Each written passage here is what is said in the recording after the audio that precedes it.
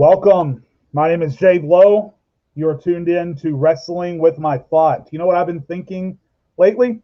I've been thinking I want to do a wrestling podcast, which is why I am so stoked and so excited that the lovely, lovely gentleman at the Fired Up Sports Network approached me on TikTok and asked me to do this.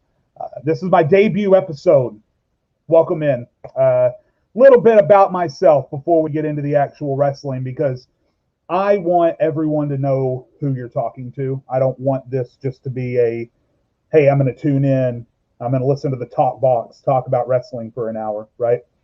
I want everyone to know a little bit about me. First of all, I do wear glasses. I do not have contacts. So from a production standpoint, I apologize for the glare in my glasses. I'm going to try and avoid that as much as I can. I do certainly apologize for that. I am from Joplin, Missouri. I've lived here for about 5 years. I grew up in Arkansas. I moved to Missouri 5 years ago when my girlfriend, who we were doing a long distance thing at the time, called me one day and said, "Hey, guess what? We're pregnant." So I moved up here. So I work in a contact center as a supervisor. That's my day job, right? We don't want to talk about that. What you guys want to hear about is, how did I get into wrestling? How involved am I in it? And what am I doing now? I started watching wrestling when I was a child. When I was a very, very young tot, and excuse me, I'm just going to share our link on my Facebook page. When I was a very young tot, my father and my two brothers and I would watch WCW Nitro every week from as young as I can remember. We would watch WWF Raw and WWF SmackDown every once in a while, but for the most part, we were a WCW family. I watched WCW all the way up until the point that WWF bought it out. And when I learned that Vince McMahon bought WCW as a 11-year-old, I was like, you know what? I'm done with this. I don't like WWF. I want nothing to do with it. I'm just not going to watch wrestling anymore. And from that point on, I didn't watch it all the way up until about 2005. And then I watched it all the way up until about 2010 when the Nexus lost to Team Cena at SummerSlam. And that made me mad. So I stopped watching WWE for a very long time again. And I got back into it in 2014, and I have been back into wrestling ever since. I watch every episode of Raw, SmackDown, NXT, every WWE pay-per-view. I watch every episode of AEW Dynamite. I watch AEW pay-per-views when I can. Sometimes I just can't afford to get it. Obviously, the WWE network is very affordable, and I watch every WWE show. But with AEW, I sort of just watch the pay-per-views when I can, but I never miss an episode of Dynamite. I watch Impact every single week. I watch Ring of Honor highlights when I can. I watch New Japan highlights when I can. So what are we going to be covering on this show? What kind of wrestling thoughts do I very often wrestle with? And right now we have Servio in the chat, who is very anti-WWE, and that's fine. I am not anti-WWE. I love WWE. I think they get way too much slack. Anyway, what am I going to be covering every single week? We're going to be covering WWE, obviously, AEW, Impact. We're not going to be covering much Impact today because I'm kind of catching up. We've missed a lot of stuff recently. We have the AEW pay-per-view tonight we need to talk about. So we're not going to be talking about Impact too much tonight. But I do enjoy Impact, so we are going to be talking about it going forward. My credentials as a sports kind of analyst and a wrestling analyst. I've been watching sports longer than I've been watching wrestling. I am a New England Patriots fan. I am a St. Louis Cardinal fan. Please ignore that Texas Rangers banner back there. That's my fiance's. I'm a Houston Rockets fan. It's a bad year for that, but I am.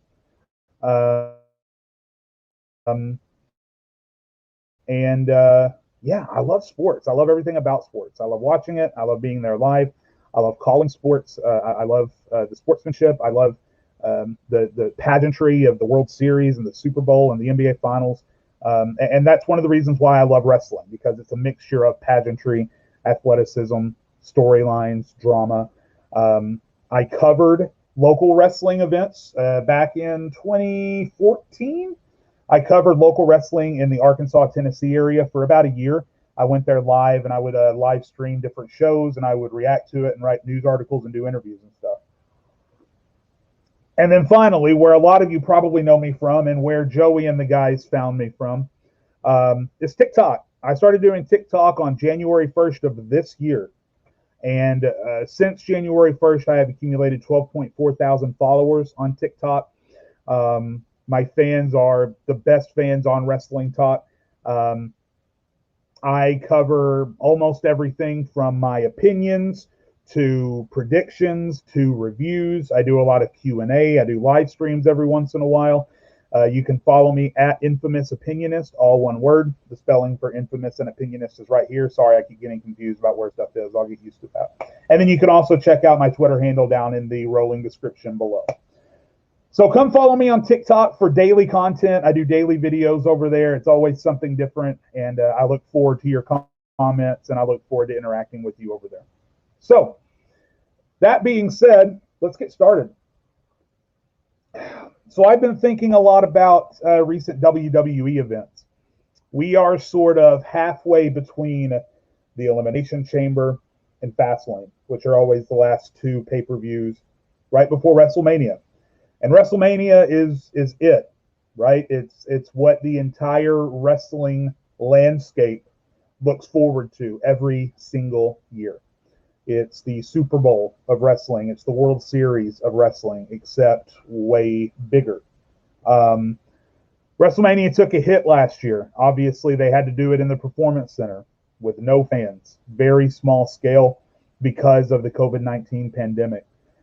This year, all throughout 2020, they have been able to establish what WWE calls the Thunderdome, where they basically have a bunch of TV monitors set up around the arena. People log in and they watch everything go. At WrestleMania this year, they are looking to have a controlled population there live watching the show. This is big. This is really, really big. This is going to be the first time in over a year that we have had a real live crowd for a WWE event. So it is very, very important that WrestleMania be a big deal this year, okay? And that's why they are being very particular with the build-up. So let's talk about some of the things that have happened. Roman Reigns is the Universal Champion. Roman Reigns is playing this character that wants to slide out of every possible wrestling match he could have.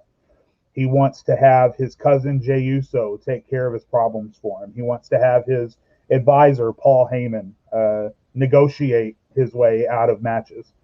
Crazy Uso, hi, how are you? Over on WWE, Drew McIntyre was the champion as of Elimination Chamber. At the Elimination Chamber, he retained inside the Elimination Chamber. And right after the Elimination Chamber, Bobby Lashley came out, beat the living snot out of him.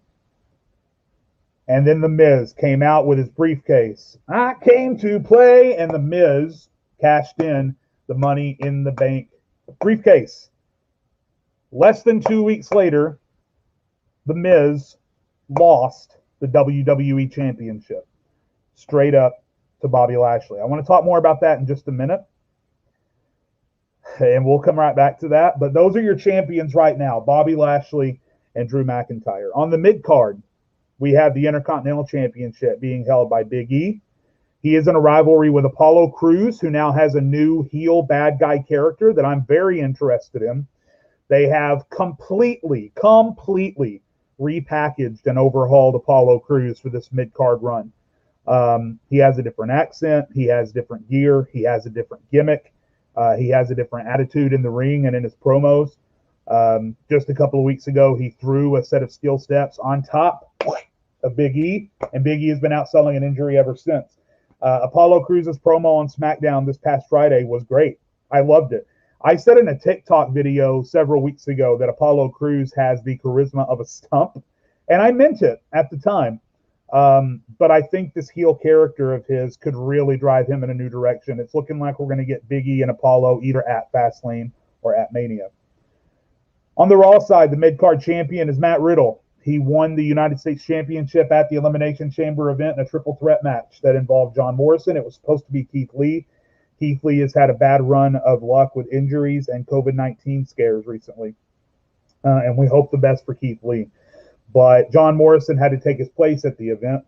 In that match, Matt Riddle pinned John Morrison and won Bobby Lashley's United States Championship. And that was obviously because WWE knew they were very quickly going to turn Lashley around and make him a world champion. I don't know about Matt Riddle. I love him in the ring. I think he's funny, but he's not the kind of character that you can take seriously. He's not playing a badass UFC fighter like he should be. He is playing a pothead that goes to Taco Bell at 2 o'clock in the morning every Saturday night. And it's very hard to take that character seriously. I feel like they need to very quickly switch the character. He needs to stop hanging out with the Lucha House Party, and he needs to just go out there with an edge, and he needs to start kicking people's heads off. But Matt Riddle is your U.S. champion. No real clear direction on where they're going with his U.S. title feud. Hopefully Keith Lee comes back and we get Lee versus Riddle, but we're going to have to see. As far as the tag team champions coming out of Elimination Chamber, we have Dolph Ziggler and Robert Roode as the SmackDown tag team champions, won them off of the Street Profits. I am high on both of those tag teams. They seem to be running with an angle on SmackDown with King Baron Corbin and Sami Zayn as a possible tag team. But they are kind of representing the top tag teams on SmackDown as Ziggler and Roode and the Street Profits. You guys are going to learn more about me as you follow me on TikTok or as you watch my Wrestling with My Thoughts podcast here on the Fired Up Sports Network. One of the first things that you guys can learn about me is that I am the president of the Dolph Ziggler fan club. Always have been.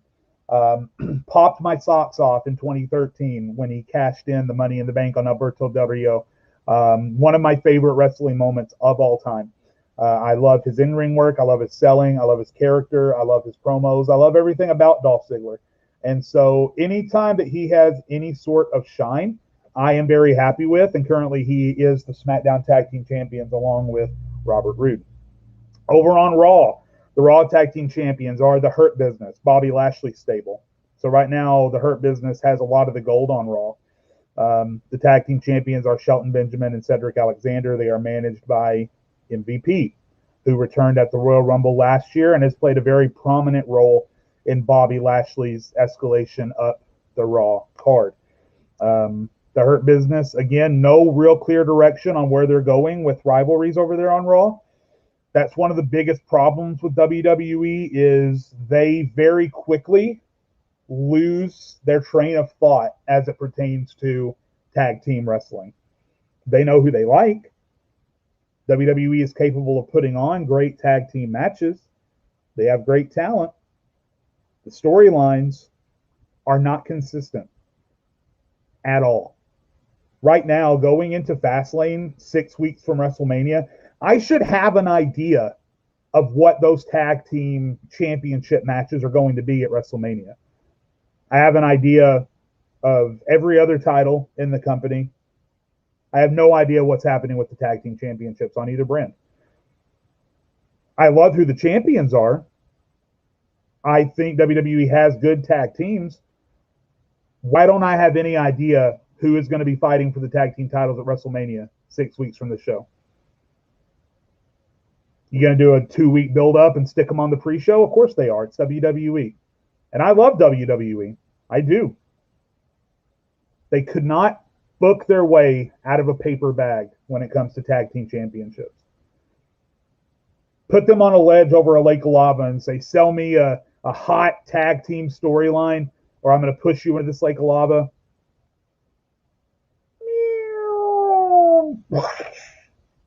They're dead. And it makes me mad. It makes me mad. I wish they would pay more attention to their tag teams. But those are the champions right now. That's what we have to work with. As far as the women, Asuka is the Raw Women's Champion. Got 2 of her front teeth knocked out by Shayna Baszler a couple weeks ago. Legitimately. Not an act. Not a sell. Legitimately got her teeth kicked out. For any of you who are about to pop into my chat and say, wrestling is fake, Asuka got her teeth kicked out a couple weeks ago. It was an accident. Shayna Baszler didn't mean to kick Asuka's teeth out, but she did. And now Asuka is obviously out of action for the past 2 weeks, selling that injury, but also having legitimate surgery to have, I guess, falsified teeth surgically implanted into her gums. And then it's looking like at WrestleMania we're going to get a rematch between Asuka and Charlotte, is what the story is leaning toward. We were probably going to get Charlotte versus Lacey Evans at Fastlane, but Lacey Evans is pregnant. Congratulations to her. So we're not going to get that match now. I don't know what's going to happen at Fastlane. Ray Marsh, thank you so much. I don't know what we're going to get now, but I do know that at WrestleMania, I'm fairly confident we're going to get Asuka versus Charlotte. Over on SmackDown, Sasha Banks is the SmackDown Women's Champion. She is not defending that title at Fastlane, so it is guaranteed that Sasha Banks will defend her championship at WrestleMania against the winner of this year's Women's Royal Rumble event, Bianca Belair. They are teaming at Fastlane to challenge Nia Jax and Shayna Baszler for the Women's Tag Team Championships. I think it is likely that they will lose that match, and Sasha Banks will turn heel and turn on Bianca Belair at Fastlane. We'll see what happens there, but at least we definitely know what that match is going to be going into it, right? We have the Cruiserweight Champion on NXT, Santos Escobar. He has beaten every Cruiserweight that WWE has to offer. In fact, that he's beaten so many of them that his last big high-profile match was against Karrion Kross, who isn't even a Cruiserweight. They had to go outside of Santos Escobar's division to find him an opponent recently because he's beaten every other Cruiserweight that the company has to offer. Obviously, he hasn't wrestled guys like Ali or Cedric Alexander or Ricochet because they are main roster players. But Daivari, Tony Nese, all of them on NXT and 205 Live. Santos Escobar has beaten them along with his group, Legado del Fantasma. So we'll see what happens there. The NXT champion is Finn Balor, and we're going to have a match with Finn Balor and Adam Cole coming up at the next NXT special, 2 weeks from this past Wednesday. And I am drooling for that match. They are running a breakup angle with Adam Cole and the rest of the Undisputed Era. We'll talk more about that next week. I don't have time to get into that this week, but I'm definitely looking forward to that match. The NXT North American champion is Johnny Gargano, leading his group The Way. And it's looking like we're going to have a Dexter Lumis clash with him. The NXT Tag Team Championships currently set on Oney Lorcan and Danny Burch in their stable with Pete Dunne. So that's kind of the layout for where we are at with champions in WWE. But I want to go back to something I talked about just a moment ago. T-Sipper says, isn't Banks already kind of heel leaning? She is. She's kind of a tweener. But it's obvious on the way that she's booked that WWE wants you to root for her. I think she's going to go full heel at Fastlane. So now that we've set the table, we know who the champions are and what the stories are that we're aware of. I want to go back and talk about something I mentioned a moment ago.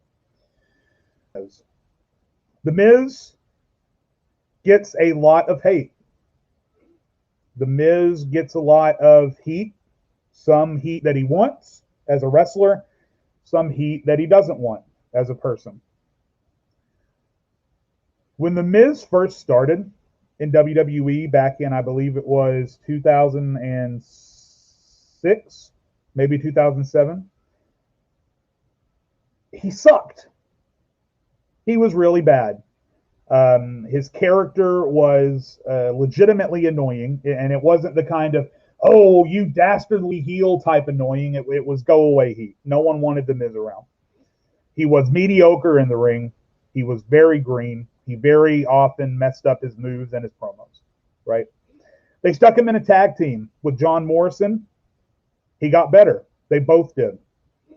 They got better as professional wrestlers. The Miz's character came more into focus. His mic work got better. His in-ring work got better. They made him into a super heel, and Vince liked what he saw, so they gave him the United States Championship and his first Money in the Bank briefcase in 2010.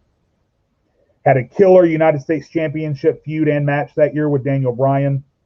Ultimately cashed in on Randy Orton and became the WWE Champion. And he held that belt for over half a year until they got to WrestleMania, where he beat John Cena. Now, that match was awful, right? We all know that match was awful between The Miz and John Cena, mostly because of the ending. For those of you that don't know, it was a mediocre match.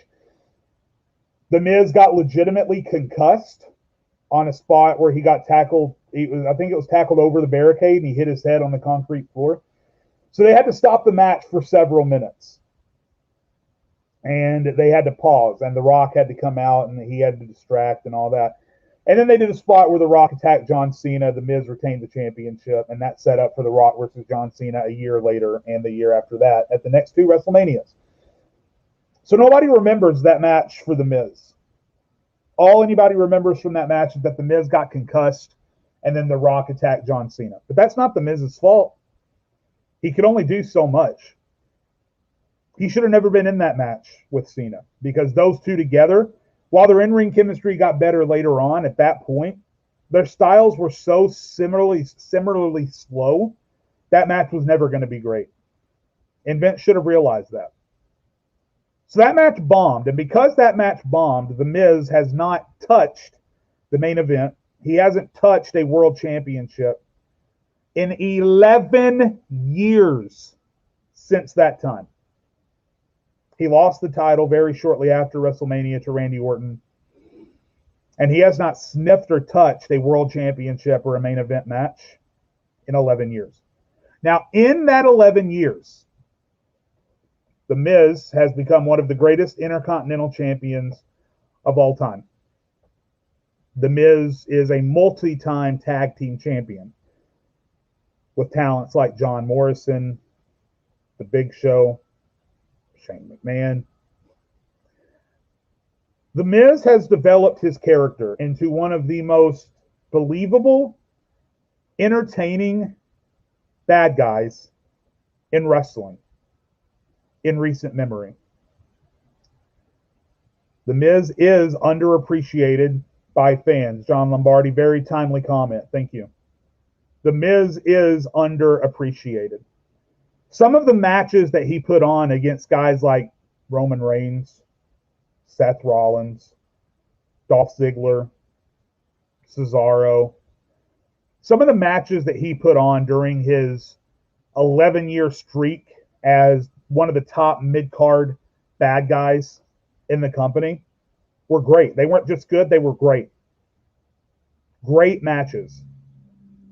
Some of the promos that he's cut in that time, the Talking Smack promo from 2018, first of all, ring any bells? That Talking Smack promo with Daniel Bryan in 2000, I said 2018, but now thinking back, it may have been before that, 16, 17. I can't remember. I don't have it in front of me. If someone can correct me in chat, please do. But you all know what I'm talking about. If you are a wrestling fan, as soon as I say the Talking Smack promo, you know exactly what I'm talking about. It's The Miz. Some of the promos that The Miz has cut on guys like John Cena, again, Seth Rollins, Roman Reigns, The Shield. I don't get how you can listen to a Miz promo and not be blown away. I really, really don't. He reminds me a lot of the old school promo delivery, right? He reminds me a lot of the 80s, where you just look down the lens of the camera, you get red in the face, you spit venom, and you just let your heart out right into the face of that camera. It was believable. And I think that when The Miz is put in the right situation, when The Miz is put against the right opponent, The Miz is one of the best in the company. He has never missed a day. I'm going to say that again. He has never missed a day of his job unless it had something to do with his family or unless he was in a movie that WWE asked him to be in. The Miz doesn't get sick. The Miz doesn't get hurt. The Miz doesn't hurt other people. The Miz is one of the safest, most effective in-ring performers in modern WWE history. And he is one of the best mic workers of all time. All time. So all of that to say this. When The Miz cashed in his second Money in the Bank several weeks ago on Drew McIntyre and became the WWE champion, I was ecstatic. I was so excited. So happy for The Miz.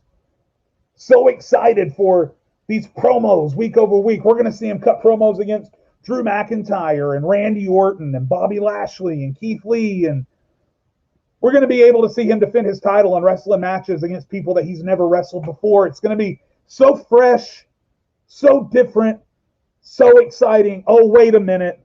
Less than 2 weeks later, Bobby Lashley is your WWE champion.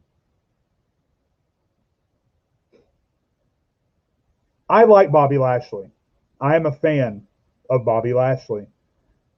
I think that second to only Drew McIntyre, the work that he put in between his WWE runs to improve on his moveset, on his physique, on his mic work, on everything. He is only second to Drew McIntyre on the improvements that he made from the time that he was released from WWE in the mid-2000s to now. Disrespectful is the word that I was thinking of too.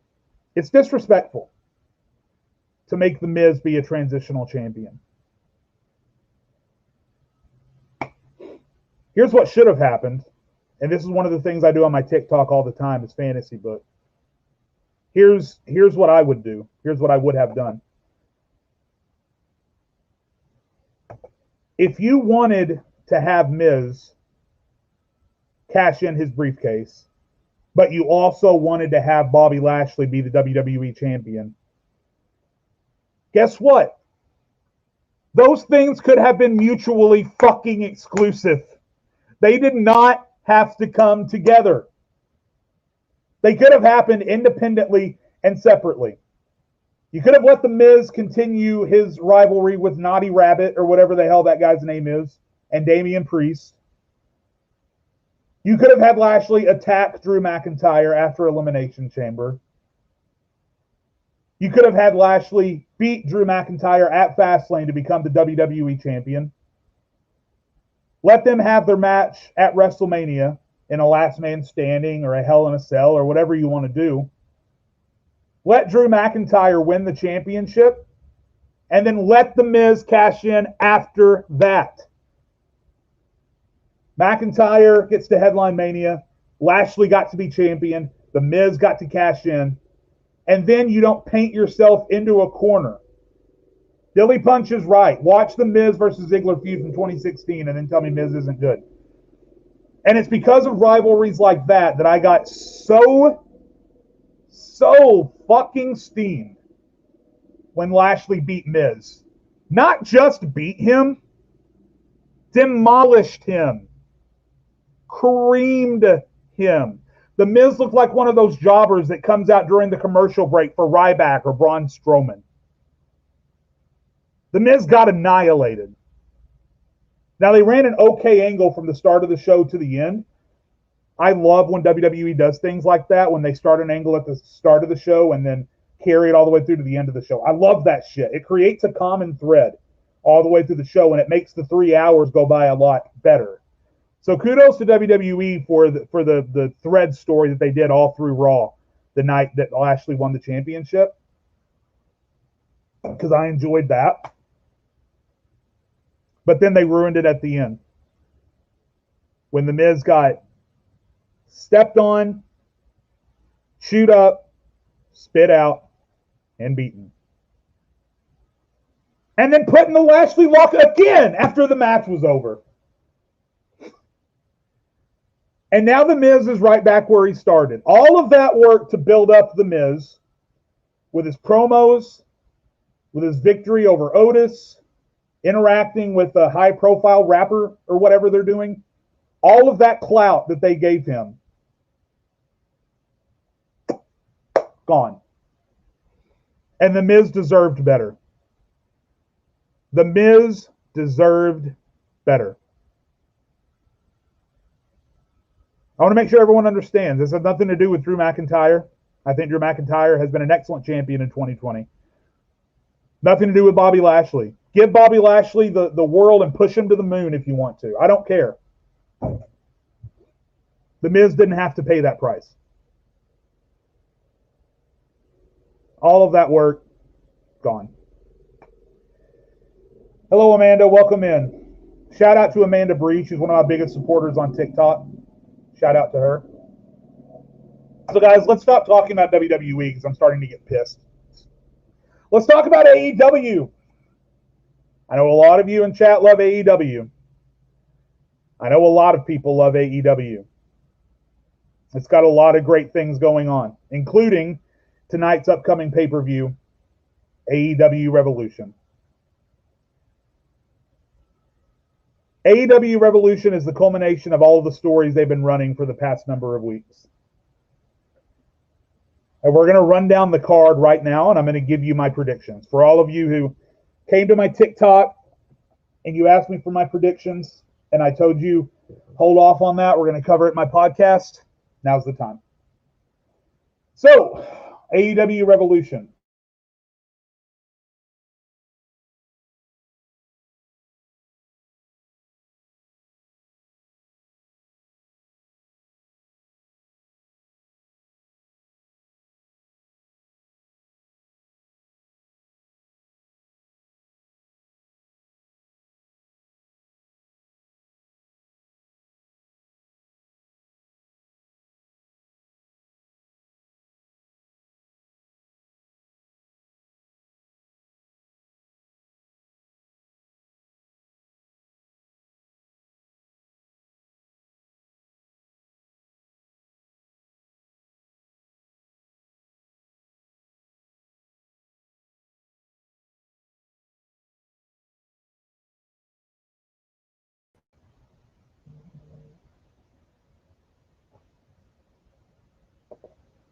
Are we back?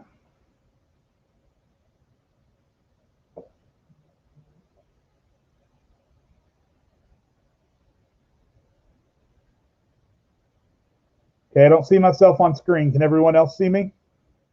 No video? Let me stop my cam and bring my cam back.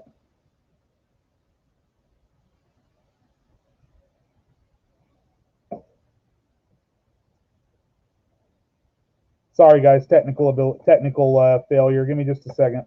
Let me switch to this camera and then maybe switch back to the camera that I want to use. There we go. Sorry about that, guys. We're back. We're back. Now, as I was saying, let's talk about AEW Revolution. 8 p.m. Eastern, their pre-show that they call the buy-in is going to begin at 7 p.m. Eastern. And that usually streams on their YouTube channel. So we're going to cover everything. Taking place at Daly's Place in Jacksonville, which is where all AEW shows are happening from. On the pre-show, we have a tag team match. Dr. Britt Baker, DMD, and her assistant, Rebel, are taking on Riho and Thunder Rosa. This is a culmination of the Thunder Rosa-Britt Baker feud as of late. I think you have to put Britt Baker over here, and that's my prediction. I think that's what they will do. I think Britt Baker will go over. I think you could see some sort of interference by Rebel. Riho seems to have just kind of been thrown into this randomly. I'm honestly not sure how this came about, but that's the match that we got. Usually, women's matches on AEW, the matches themselves are good.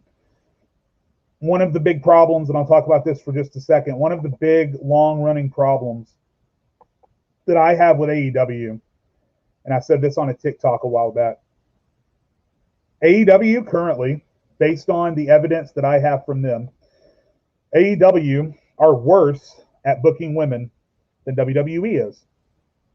WWE gets a lot of flack about how they book their women. Now, obviously, in recent years, for the past 5 years or so, women's booking has been a lot better than it was for the 20 years before that, right? And we give WWE credit for that. Recently, it hasn't been as good, but it's still better and more consistent than AEW is. Now, one thing I will say, and we're going to get to this in a minute as well, the Women's Championship Eliminator Tournament, that helped a lot, but you can't run tournaments every month. So AEW needs to find a way to start fresh right now. The tournament ends tonight. We're going to talk about the finals in a moment. The tournament ends tonight. When the tournament's over, you have to recover. You have to utilize that momentum to start more consistently booking high-quality women's rivalries. John Bamforth is absolutely right. The worst part of AEW is the women's division, consistently, week over week. But I think the matches are great. I think the matches are awesome. But usually I have no idea who's in them until last minute. And usually when the matches come together, I have no idea why. Also in the pre-show, we have the Casino Tag Team Royale. The winner of this match will receive a future AEW Tag Team Championship opportunity. The teams included in this match, and please bear with me, Bear Country. The Dark Order's Alex Reynolds and John Silver. The Dark Order's Evil Uno and Stu Grayson. The Inner Circle, Santana and Ortiz. The Butcher and the Blade. Private Party. Top Flight. Two members of the Death Triangle, Pac and Ray Phoenix. The Varsity Blondes, which is Griff Garrison and Brian Pillman Jr.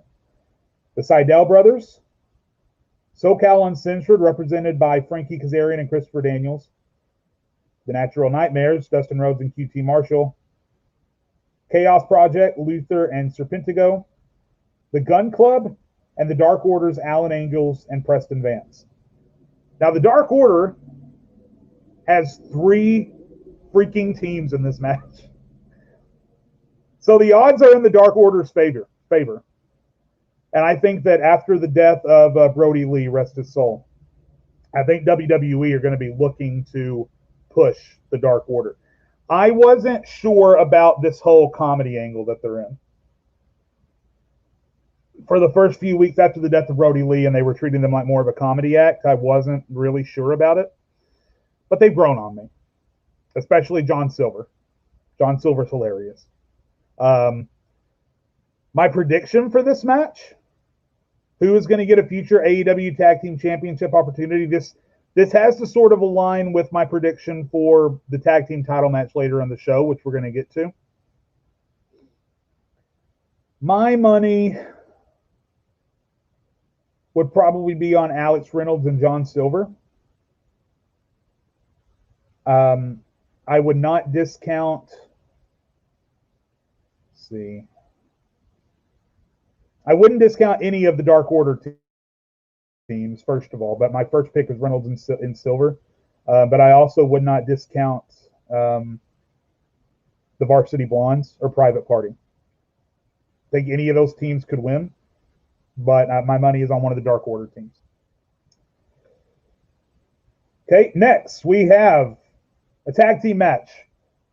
Kip Sabian and his best man Miro coming to the ring with Penelope Ford to take on the Best Friends, the team of Orange Cassidy and Chuck Taylor. This is a good example of when AEW gets it right, they get it right, and when they get it wrong, they get it really wrong. And that is the other problem with AEW that I've seen since they started. There is no middle ground for AEW. It's one end of the spectrum, and it's the best thing you've ever seen, or it's the other end of the spectrum, and it's absolute independent scene garbage. The story for how this tag team championship match came about makes sense, and it works. Chuck Taylor lost the match to Miro, became Miro's servant, turned on Miro at Kip Sabian's wedding. Orange Cassidy came back, and now we have a tag team match.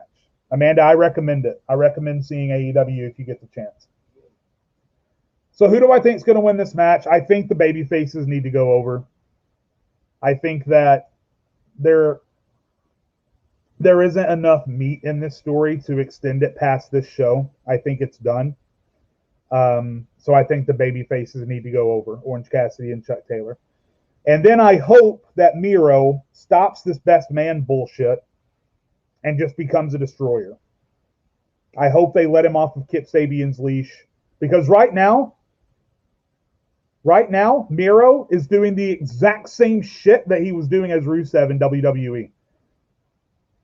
How the holy blue hell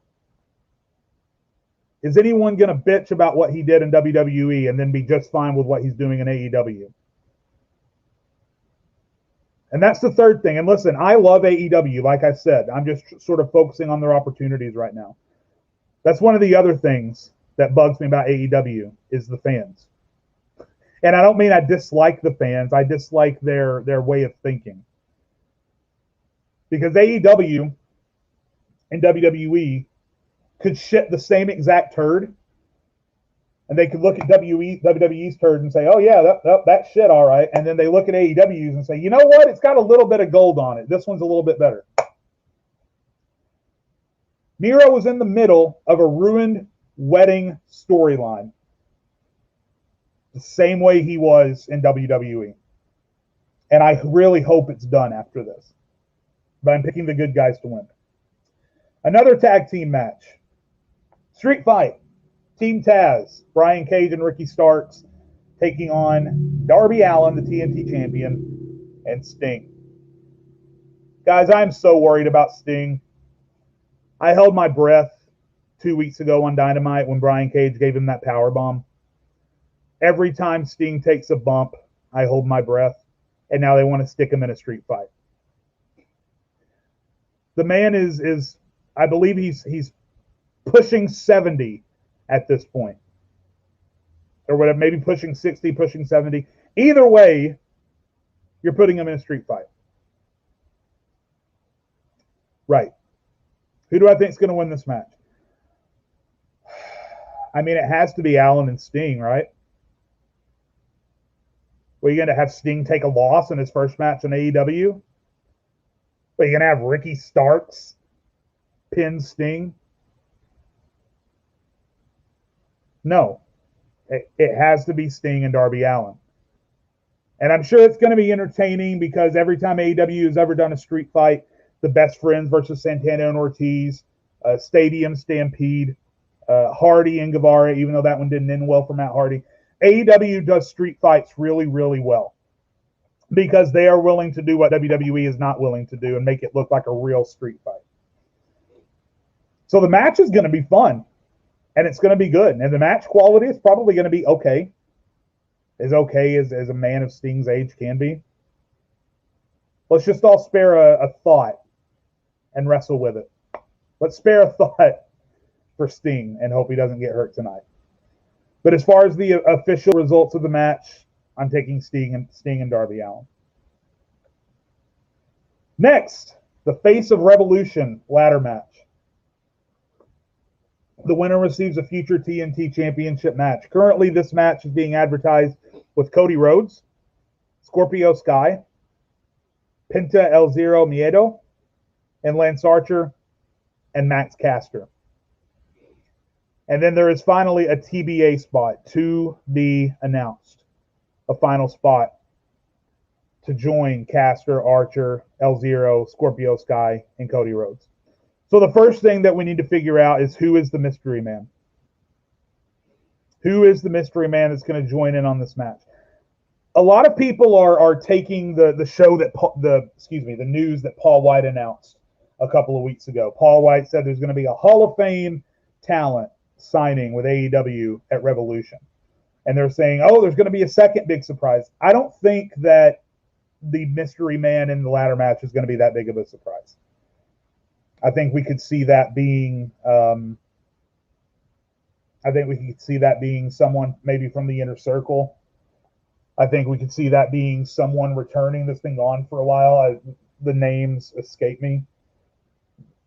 I think a good bet for me is Shawn Spears. I think we can see Shawn Spears join in on this match. I mean, it could be a big mystery surprise, but I don't think that's the direction that they're going. I think someone more along the lines of a Shawn Spears is probably going to fill in this ladder match. So then who wins? So the winner of this match is going to have to face Darby Allin, so I'm taking that into consideration. And I'm thinking the winner is going to be Lance Archer. I don't think they want to do Cody and Darby Allin again. Scorpio Sky, I don't really think they want to see that match. Penta is going to be tied up in a tag team feud probably. Max Caster is going to be tied up in a feud. So whoever the mystery guy is probably a good pick, whoever that turns out to be. But I think Lance Archer is a solid pick as well. And by the way, I love Lance Archer. One of the best big men in the business right now. Huge Lance Archer fan. Next, the big money match. Adam Page versus Big Money Matt Hardy. The winner receives the loser's first quarter earnings for 2021. At least that's the story that they're rolling with. I think this is a story we could see extended. I think this is a situation where we could see Adam Page join the Dark Order as a way to even the numbers, because I think what might happen is that Private Party or the Hybrid 2, because Matt Hardy has been paying the Hybrid 2 to do his dirty work over the past number of weeks. And I think that we could see either Private Party or the Hybrid 2 come out and cost Hangman Page the match. So I'm picking Matt Hardy in this match with shenanigans in the middle. And then I think we might see an extension of the story where Adam Page eventually joins the Dark Order, and then we see like a big 6-man tag at some point down the road. So I'm picking Matt Hardy in that match. In the final tag team match of the night, we have the AEW World Tag Team Championships being defended. The Young Bucks, Matt and Nick Jackson, versus the Inner Circle's Chris Jericho and MJF. The first thing that gets me about this match is that, so the story has been decent, right? The story about, Jericho and MJF beating down Papa Buck. Jericho and MJF are going to be entertaining no matter what they do. They bring a lot of hype to this match.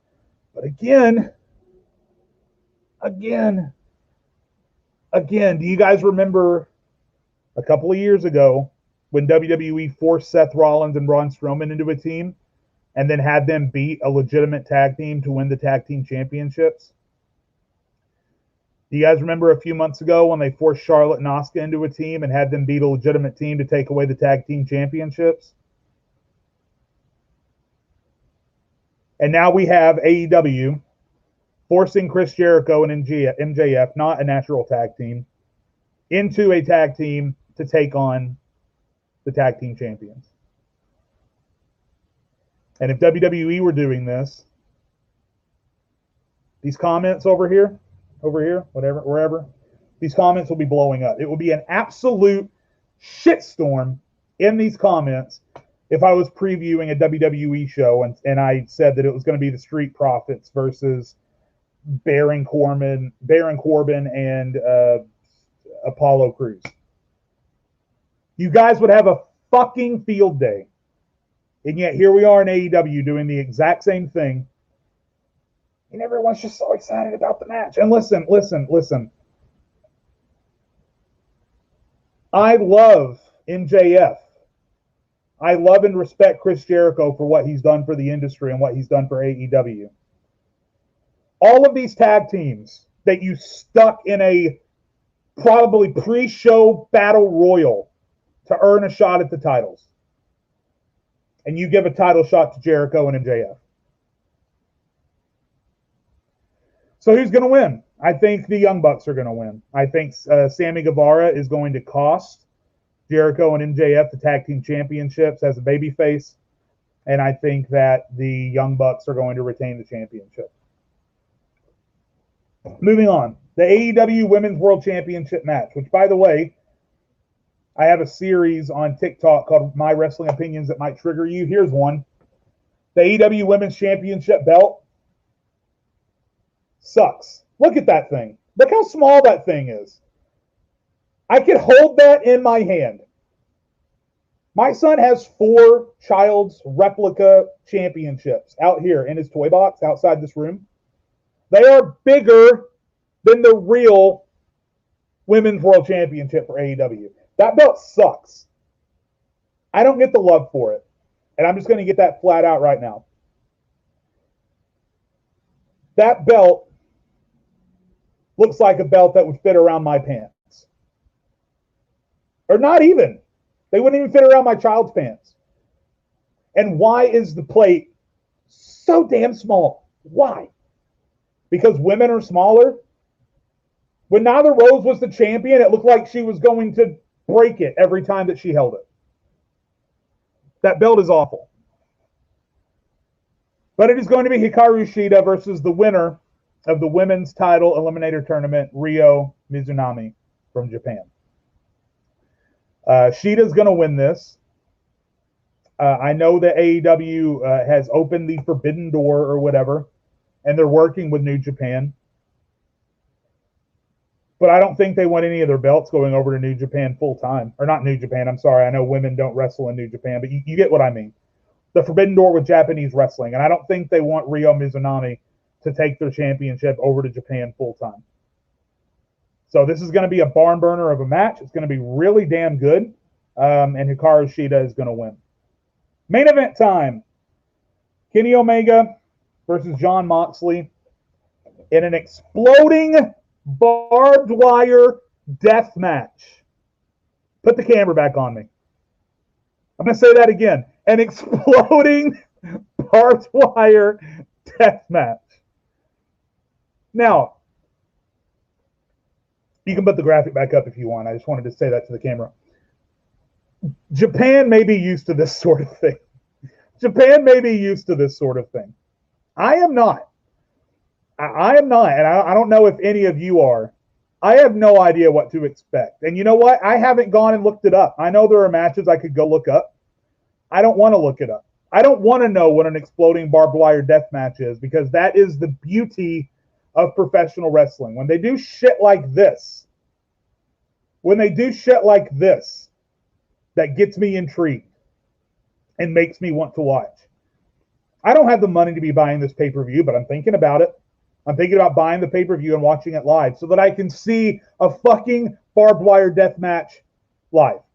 Now, if I can't watch it live, then I'm going to go find it on YouTube. AEW is much easier to find on YouTube than WWE is as far as the pay-per-view. An exploding barbed wire death match with Don Callis at ringside, by the way. Now, the dominating rumor with this match is that it's going to be fatherhood time soon for Jon Moxley. He and Renee Paquette are expecting their first child fairly shortly, and Jon Moxley is going to have to take some father time off. So I think Kenny Omega wins. I think that it is going to be bloody. I think it is going to be very uncomfortable. Think back to their street fight at, I believe it was All Out last year or the year before. It's going to be uncomfortable. It's going to be bloody. It's going to be exactly what you would expect. There's going to be barbed wire. There's going to be explosions. There's going to be blood. It's going to be very uncomfortable. I would not watch it with your children. And if done right, as John Bamforth says right here, it could be match of the year, if that's what you're into. I don't know if I'm into it because I've never seen one. I'm looking forward to seeing it. Worried yet intrigued, T-Sipper, is my exact analysis of the situation. I am so worried, yet so intrigued. And again, my pick for the match is Jon Moxley. So one more thing that we need, or I'm sorry, my pick for the match is Kenny Omega. I'm sorry. Kenny Omega is my pick. Jon Moxley is going to get super injured in storyline, and he's going to take some time off. Now, there is one more thing that we need to talk about with AEW and Revolution, and that is the mystery Hall of Fame caliber signing. Who is it? Your guess is as good as mine. There have been rumors that people have gone and sought out and put in my TikTok comments. I've heard Christian. I've heard RVD. And of course, I have heard CM Punk.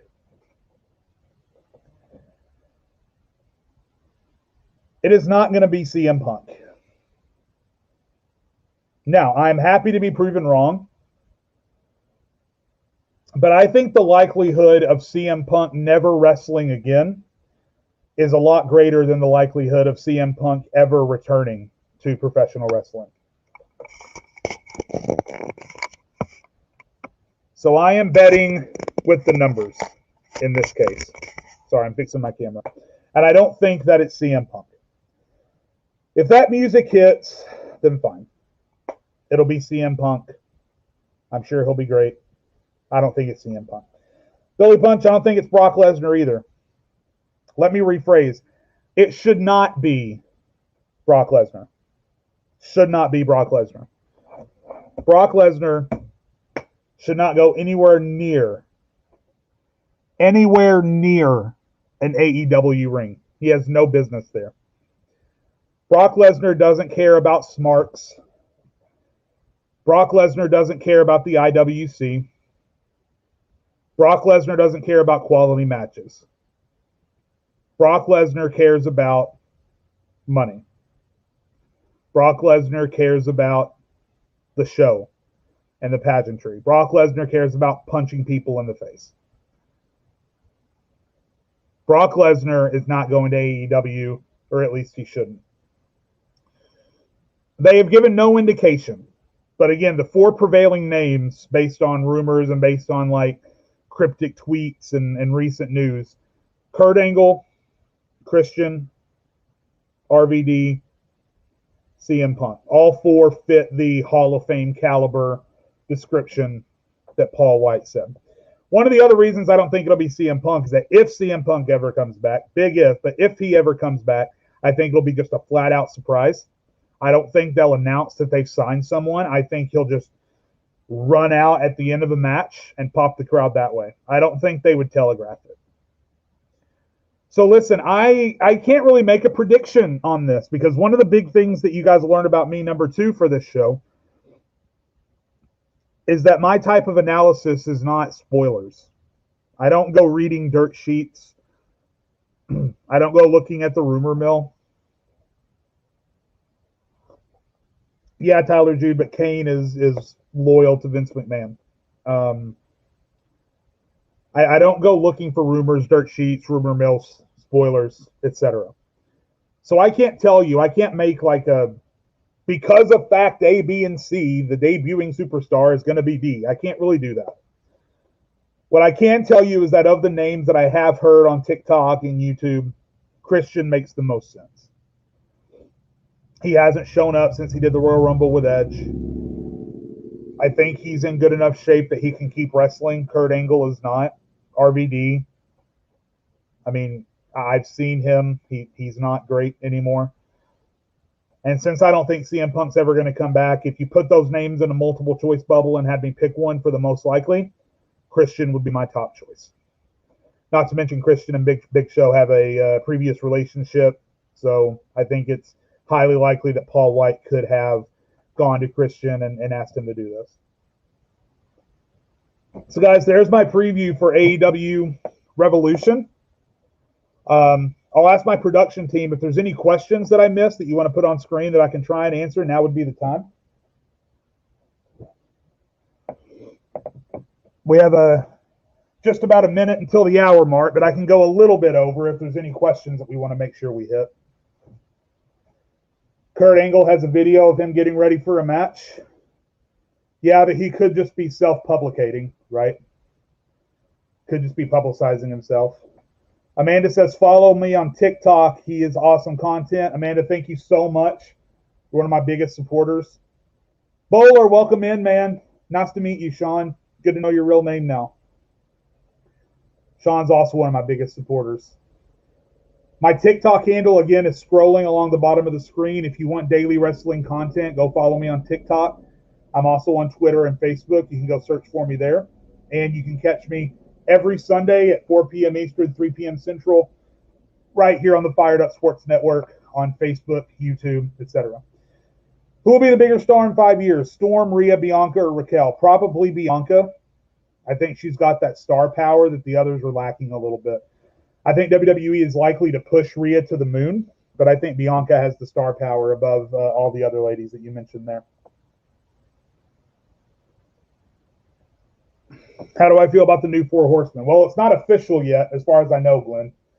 I'm gonna reserve my opinion on that until they like officially label it as the new Four Horsemen. I do know that if FTR isn't in that new Four Horsemen, I'm gonna be pissed because I think they should be. Yeah, right now it's 5 Eastern.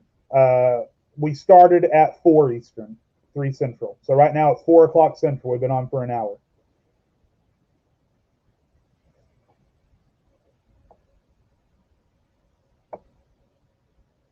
Hey, that's my friend Adam Ryan. We hang out all the time. We do TikTok content together all the time.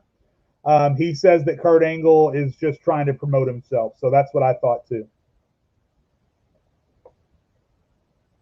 Adam Cole carrying across Pete Dunne. Adam Cole, for sure.